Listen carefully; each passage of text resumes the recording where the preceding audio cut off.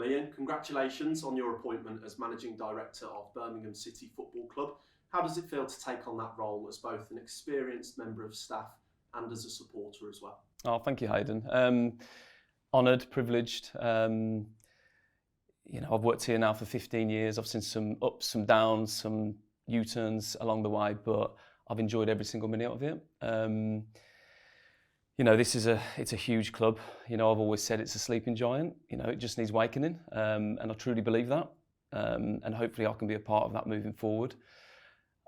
I've been a Blues fan for 30 plus years. My dad was a Blues fan. My dad's dad was a Blues fan. My great-granddad was a Blues fan. It's part of my blood, and as it is a lot of fans around here. A block free in the Tilton for many years, season ticket holder before working here. It's really is ingrained in me. And to have, Birmingham City Football Club is a huge part of this community. Huge part. And I'm very, very proud. We adopt the second city name. Birmingham City Football Club. There's not many football clubs in this country that can say that. And I just want to make the supporters proud, and as do everyone else involved here. And I'm damn sure that we're going to have a good go at it moving forward. That's for sure. And as Managing Director now, what does your remit look like, Ian? Yeah, so my remit moving forward is to take over the full business operational side of the football club. So my previous involvement was on the commercial level as Chief Commercial Officer.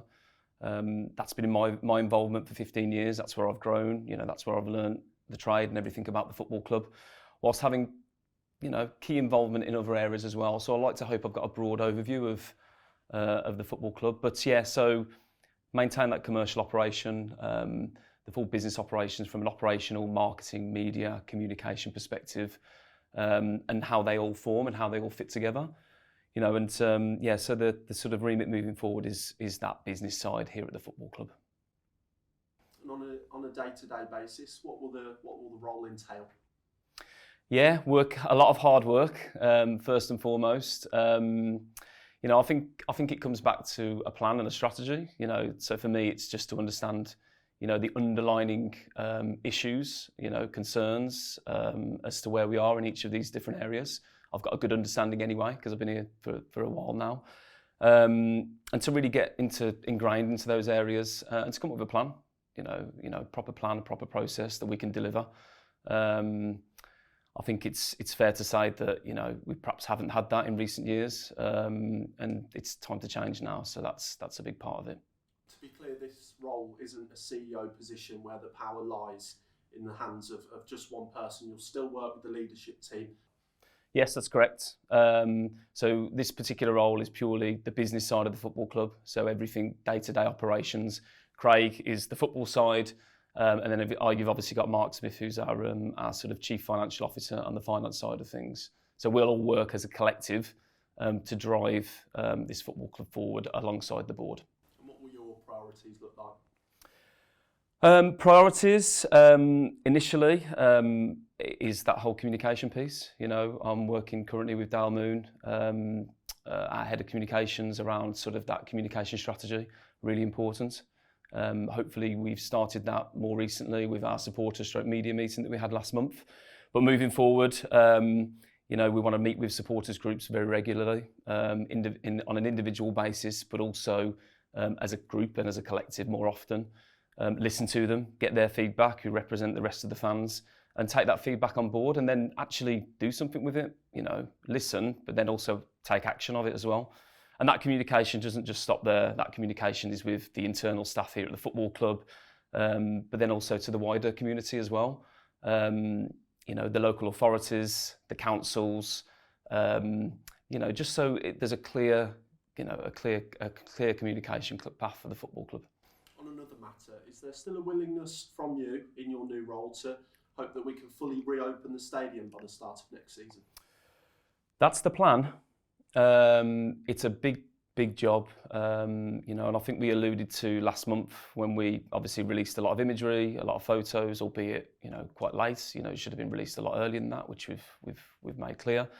That it's a big job in hand, but rest assured that myself, Lungi, our Chief Operating Officer, you know, and it's Michael Moran, who's our project manager for this particular project, and contractors, structural engineers. You know, we're working extremely hard to make sure that this place is hopefully, and I can't make any promises, open for the start of next season, but there's still a lot to do before we can get to that position. But as soon as we have any concrete information, as soon as we have anything new to share, then we'll make sure, as we've alluded to, that we share that with the wider supporter base, that's for sure. Just finally, Ian, how optimistic are you for the future of this football club? Really optimistic. Just like I say, just over the last few months, some of the changes, some of the implementations that have been put in place,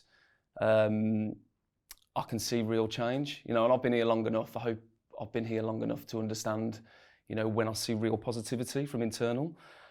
We are going through a transition period at the moment, and it's a transition period that is going to take some time. You know, and you know, hopefully supporters can see and understand that. We can't do anything without Birmingham City Football Club fans. We need them on board on the journey, you know, and hopefully we can win the hearts of the supporters back through our actions, you know, through the things that I'm saying here today, to help take that journey forward. So yeah, really optimistic, really positive, but actions speak louder than words, you know, and as a collective we've got to do that together. Ian, thank you so much for your time today. Thank you very much.